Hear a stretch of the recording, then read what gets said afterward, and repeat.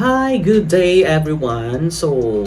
In this video, we will be discussing about culture and social structure in classroom settings. As we all know that here in Philippines, in Indigenous Peoples' Rights Act of 1997, it states there that the Philippines inhabited by more than 182 ethno-linguistic groups, and many of which are identified as indigenous people or groups under the countries. And when we talk about social structure, we identify the upper class, the middle class, and the lower class. And again, today's video, we will be discussing the culture and social structure based on the experiences, ideas, and perspective from some of the teachers coming from different schools, and coming from different grade level and different field of specializations.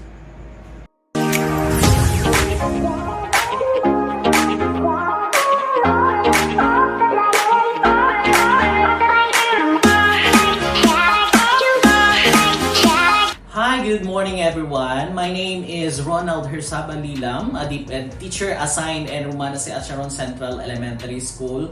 So I am now undergoing my master's degree in educational management at Ramon Magsaysay Memorial Colleges. So this morning, welcome to our segment entitled Culture and Social Structure. So this morning, we have three guests na magbibigay ng kanilang mga idea and perspective about our topic, which is culture and social structure. Kaya halina kayo, samahan niyo ako. Hi, good morning and welcome to our segment this morning entitled Culture and Social Structure. So we have here this morning Ma'am Marilu Balbuena, a grade 1 teacher. She is now 12 years in service in the Department of Education. Hello, good morning. Hi ma'am, good morning. Good morning, So sir. I have these three questions about the culture and social structure. So number one is, as teacher in a classroom setting, how culture and social structure takes place? Okay, as a teacher in classroom setting, culture and social structure takes place if our classroom can welcome our pupils with a specific styles and teaching yung if our classroom is conducive for learning, that pupils can motivate to learn. Then if our classroom is also have a physical structure that can motivate pupils to learn, that is one of a classroom setting that we need to. Then if our classroom is culturally based classroom, we need to be fair to its pupils. We need to understand the different culture diversities in our classroom so that our pupils can learn more.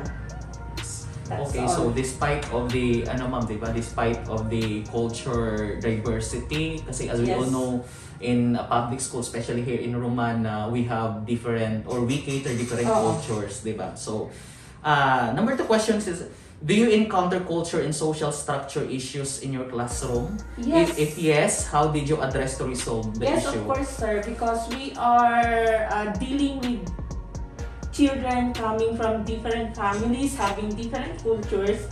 So there are tendencies that in our classroom we can encounter such as bullying, or Yes. such like grade 1 pupils. Muslim yan, hindi yan kakain ng baboy. Yes. So as teacher, we need to implant in mind of our pupils to that we need to be sensitive in dealing our pupils' culture. So, like for example, as teacher, we don't need to give example that can hurt other cultures. Yes, of course. So, papasok pa rin ang culture sensitivity. So, as teacher, kailangan alam mo at kilala mo ang sarili mong estudyante. Then, para malaman mo din na ay kahit itong culture ng mga batang ito hindi kailangan ito sa classroom. So kailangan mo din i-implant sa bata na nasa iba-ibang culture kayo, but we need to be united. So we need to practice as one, we need to live as one in our classroom so that you can apply also your classroom management. Kasi kung pabayaan mo yan siya mag-bully, what will happen to your class? So thank you so much for that, ma'am. So Yes. the last question is, based on your experience as teachers, what do you think is the role of teachers in eradicating culture and social structure boundaries or gap in our country as a whole? So, kasi yung mga social structure natin may upper class, middle class, at saka yung mga lower class natin. So, paano natin ma-maintain yung, or paano natin ma-eradicate sa mind ng mga pupils natin na mawala yung mga gap and boundaries? So as teacher, you need to be fair in your pupils Yes. talaga.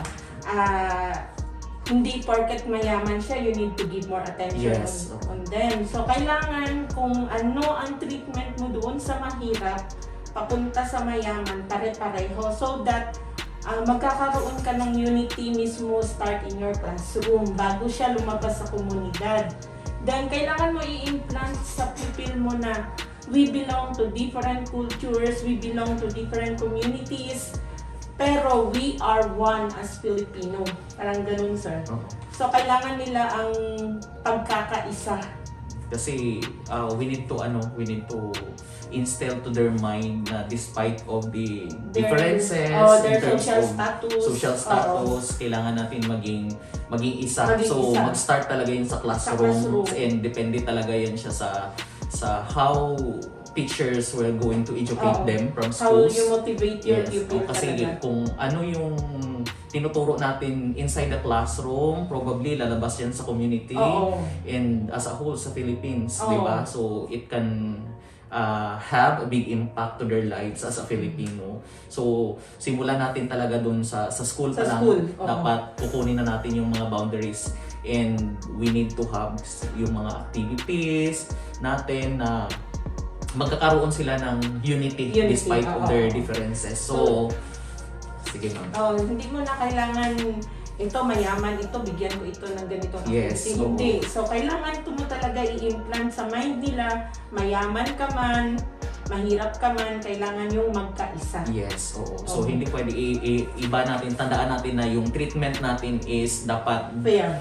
fair siya, hindi siya nag-depend. Kasi usually ma'am, yung mga treatment natin, hindi sa atin mismo dito sa paralan, pero in the community, in other agencies, yung treatment natin. Kasi pag nakita natin na ito mayaman to, parang mag-iba yung treatment. Special attention. Yes, oo. So usually hindi dapat So, yun siya. kailangan ipakita mo talaga, mayaman man siya, ang Mahirap. parent mo o mahirap, Same Same dapat ang equal treatment ang mo, treatment oo. para yung inferiority hindi nila mafe-feel dun sa mga lower class. Yan, ganyan. Oo. Para at least man lang kasi it can boost their self-confidence Pero naman, di ba ma'am? mas maganda siguro pag halimbawa mayaman ang bata mo, i-motivate mo siya to help those people. Yes, na, oo. Those mga na less nasa fortunate lower siguro class, or oo. sa lower class. Para at Ganyan. least matutunan nila yung mga art of giving. yes, at saka, oo. So, I think that's it. So, narinig natin yung mga ideas ni ma'am and perspective about culture and social structure. So, thank you so much, ma'am. Welcome, sir. Okay, good morning once again. So, welcome to Romana si Acharon Central Elementary School segment entitled Culture and Social Structure. So, this morning we have our visitor, Sir Ruel Ongpad. He is now 4 years in service in the Department of Education, assigned in the Special Education or SPED of Romana si Acharon Central Elementary School, and he is now undergoing his masteral degree specializing in hearing impaired at the USEP or the University of Southeastern Philippines in Davao City. So before we start hearing his ideas and perspective about culture and social structure, let us give time to introduce himself using sign language. Sir? Hi, good morning everyone. My name is Ruel space C, family name Ompad. My name is Ronald Lilam, and I'm one of the SPED teachers at Romana Central Elementary School. So, ang galing-galing ni Sir, no, when it comes to sign language. So, hindi lahat ng mga teachers is biniyayaan ng ganong talento. But when we talk about SPED, Special Education Program, kailangan mo talaga magiging skillful in order to relate to your students. Patience. Yes, okay. So, we have questions or 3 questions here about culture and social structure. So, number 1 here is, as teacher in classroom setting, how culture and social structure takes place, knowing that in Philippines we have culture diversity, di ba? Ang dami nating mga cultural minorities, especially here in General Santos City like Tiboli, Blaan, and Muslims. So, paano natin makikater yung mga students with different culture and social structure na magiging fit in sa classroom? As a SPED teacher, sir, we cater diverse learners in the classroom. So I believe that if you want to become a SPED teacher, you need to develop your level of understanding about cultures, or should I say the cultural quotient of a teacher. You must be developed, dapat maging high siya po yung cultural quotient mo po, for you to understand and accept the differences of the cultures, and especially in SPED. And in terms of curriculum students with the special needs, the intervention and accommodations were provided that will suit to their needs po. Oh. So, kailangan talaga na is we need to widen our understanding about the culture, about the disability as well. Disability, para at least makarelate tayo, kasi once na hindi natin kilala yung estudyante natin, yung pupils natin, hindi tayo makakabigay ng tamang intervention, right? Yes, sir. Ang mga SPED teachers po, sir, we undergo seminars about how to manifest those disabilities that they have. For us na ano din namin kung paano namin sila i-cater po.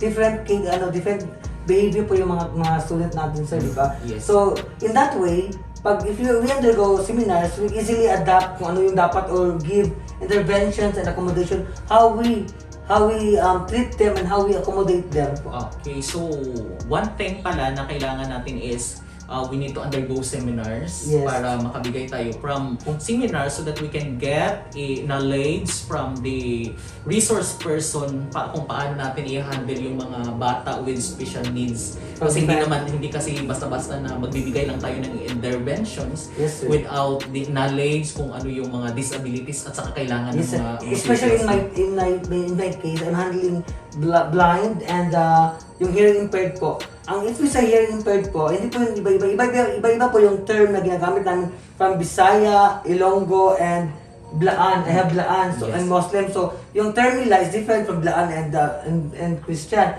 So as a teacher, ang ginagawa ko po, we follow the Filipino Sign Language and American Sign Language para po magkaroon kami ng isang sign po, sir. Okay. So yun po yung tinuturo ko po, sir, yung Universal. ESL at saka yung Filipino Sign Language, para magkaroon kami ng understanding at alam yung mga sign po, yung proper po ng ano. So may talaga yung kumbaga universal yung ginagamit para everybody can understand. Mm-hmm. Oo. Kasi Yes, sir. yun din yung questions ko dati, kasi yung the way they have their own what we call the sign language. Ito, ano ba to? Iba-iba ba to? So we have the so-called universal sign Yes, sir. language para everybody can understand. Okay, so thank you so much, sir, for that idea. So in that case, in your SPED or special education, nagkakaroon ba din kayo ng mga issues, like for example about culture and social structure, yung mga like for example yung mga bullying, yung mga ganon, and paano niyo ma-address para ma-resolve yung mga problem? Well, sir, bullying is always there. Even Yes. sa mga regular students, Yes. yung regular pupils, is always there.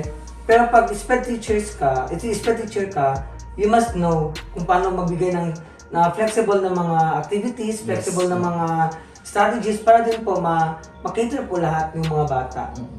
So, Yun na po. You need to have flexible na mga work activities para po wala pong bullying ma-involve po. Tapos collaborative As well. para at least man lang ma-develop yung unity Unity nila. yung teamwork nila. So Yes, sir. at least when we undergo that mga activities and programs siguro, hindi na nila maiisip yung mga cultural diversity nila kasi And as well focus as their sila, differences po. oo, Yung focus sila difficulties kung nila. how to manage To manage their it. groups, Yes, activities. sir.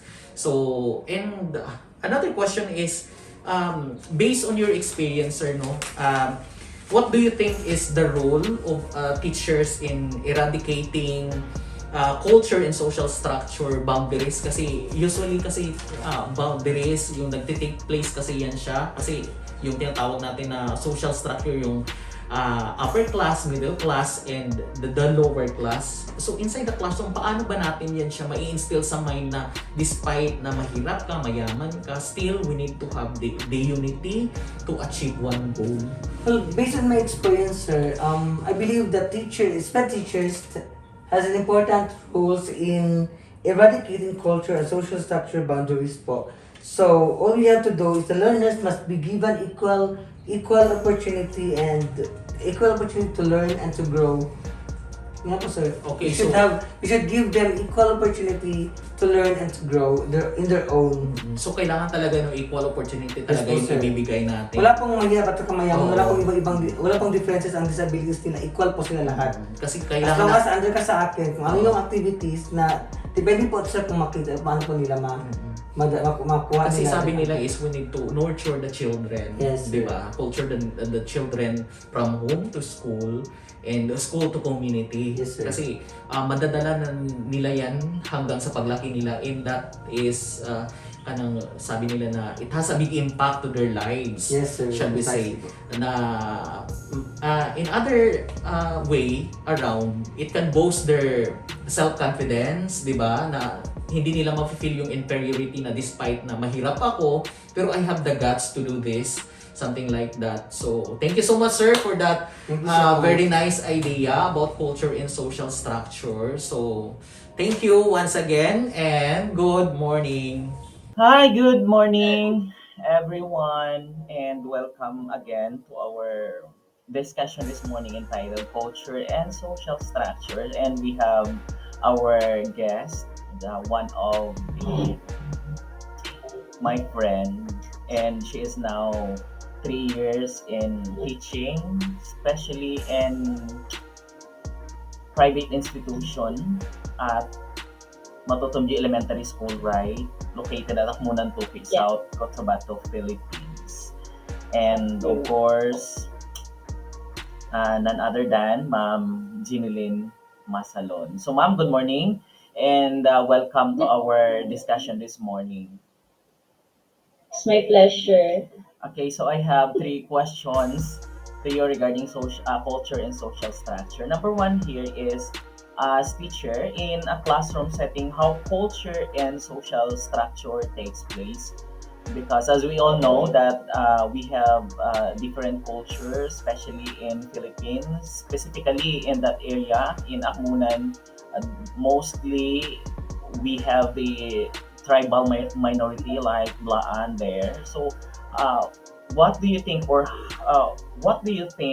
how culture and social structure takes place? Paano sila ma-fit into a classroom? So we are talking about classroom setting. So culture and social structure takes place during group activities or collaboration. There you will discover how the students treat each other despite of their differences and culture.